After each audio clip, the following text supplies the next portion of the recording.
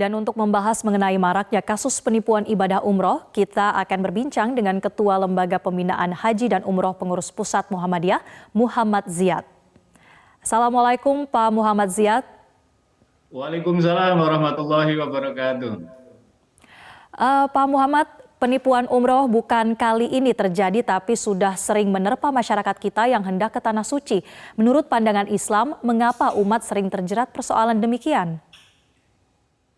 Jadi terima kasih Mbak Marcelina. Jadi kalau kita tentu pertama saya ingin menyampaikan prihatin yang mendalam atas kasus-kasus penipuan yang terjadi terkait dengan penyelenggaraan ibadah umroh dan sekarang ini terulang kembali dan jumlahnya sangat besar sekali. Mengapa hal ini terulang? Yang pertama, salah satunya adalah jamaah tidak selektif dalam memilih travel. Apalagi tadi kasus yang sedang marak ini adalah travel yang dulunya sudah pernah berkasus. Karena itulah menjadi penting sekali masyarakat kita ini untuk diedukasi dan disosialisasi terkait dengan penyelenggaraan umroh yang sebenarnya. Yang kedua adalah masyarakat kita ini mengapa mudah tergiur kadang terkait dengan harga. Harga yang tidak rasional atau harga yang lebih murah itu yang kemudian menghilangkan nalar mereka, akhirnya ikut dan di kemudian hari akhirnya tertipu. Dan ini berulang-ulang kasus yang semacam ini.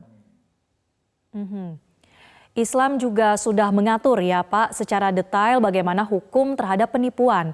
Tapi di sisi lain ada juga hukum negara kita yang diterapkan selama ini. Sayangnya para pelaku sepertinya tidak kunjung jera nih untuk melakukan kejahatan serupa.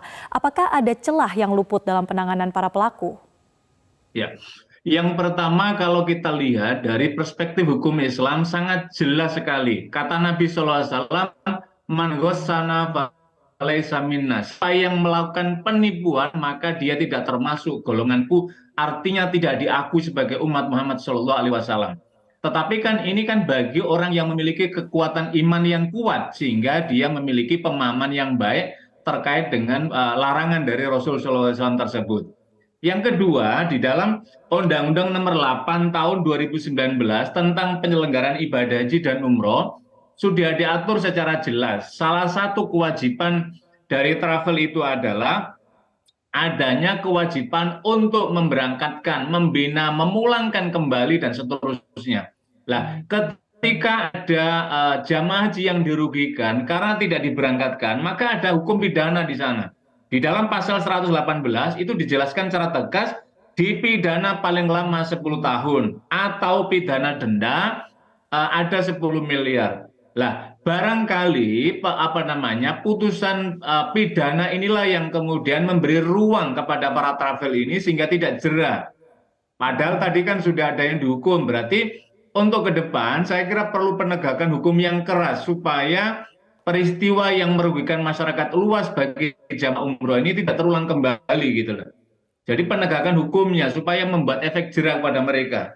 Dan yang ketiga adalah dalam hal ini adalah Kementerian Agama perlu melakukan pemantauan secara ketat kepada travel-travel yang nakal semacam ini dan kemudian secara tegas dicabut saja dan tidak segan-segan kemudian untuk dilaporkan kepada aparat penegak hukum sehingga hukum ditegakkan secara keras dan kemudian menjadi pelajaran kepada yang lainnya untuk tidak bermain-main yang terkait dengan penyelenggaraan umroh ini. Ya. Korban tentunya mengalami kerugian yang besar ya akibat gagalnya pemberangkatan umroh karena kasus penipuan. Nah, sekarang bagaimana Islam mengatur ganti rugi bagi para korban? Ya, kalau terkait dengan ganti rugi kalau dalam ajaran Islam ya ketika orang dirugikan ya dia punya hak untuk mendapatkan ganti untung bukan ganti rugi sebenarnya atau paling tidak pengembalian kalau dalam konteks ini. Tetapi kan ini tidak serta-merta terkait dengan pengembalian uang, tetapi ada kerugian moral, psikis yang luar biasa. Jadi beban moral yang ditanggung oleh para jamaah ini karena mereka, mohon maaf kan sudah berpamitan dengan tetangga dan lain-lainnya, dan ternyata kemudian hanya sampai kemudian Bandara Soekarno-Hatta seperti kasus yang terbaru. Misalkan dari jamaah satu wilayah di kawasan timur Indonesia itu hanya sampai Soekarno-Hatta gitu dan pulang. Karena itulah dalam konteks Islam, Islam melarang keras adanya penipuan karena itu dapat merugikan orang lain dan itu adalah bukan cerminan dari orang beragama. Jadi saya ingin menyatakan bahwa travel atau pelaku yang kemudian melakukan penipuan semacam ini adalah merupakan cermin dari kerusakan moral dan tidak memiliki sikap tanggung jawab serta tidak memiliki nilai-nilai kemanusiaan gitu loh. Sebab ketika punya nilai kemanusiaan maka dia tidak mungkin mengambil untung sendiri dengan cara merugikan orang lain. Dan karena itulah sudah sepatutnya hukum tidak tegakkan pada mereka dan mereka harus mengembalikan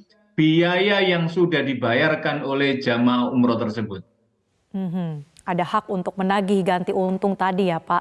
Nah, bicara soal bagaimana kita lebih waspada, apakah memang umroh yang berbiaya murah itu lebih rentan terhadap penipuan? Bisakah kita berwaspada dengan harga yang murah?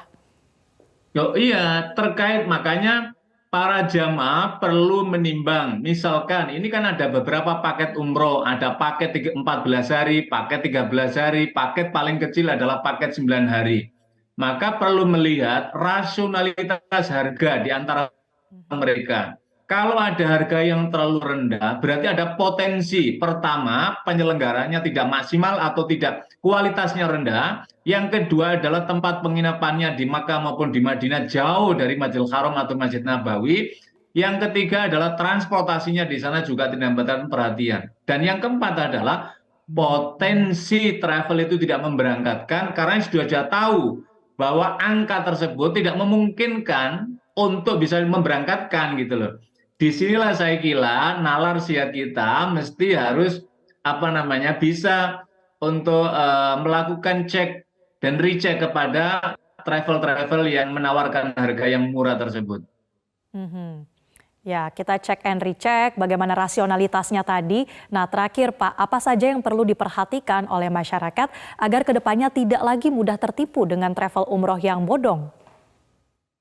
Yang pertama adalah melakukan cek status travel tersebut. Di Kementerian Agama sudah ada webnya, itu bisa dicek apakah betul-betul travel tersebut travel yang memenuhi kualifikasi sebagaimana ketentuan Kementerian Agama dan apakah travel tersebut tidak memiliki track record yang buruk gitu loh.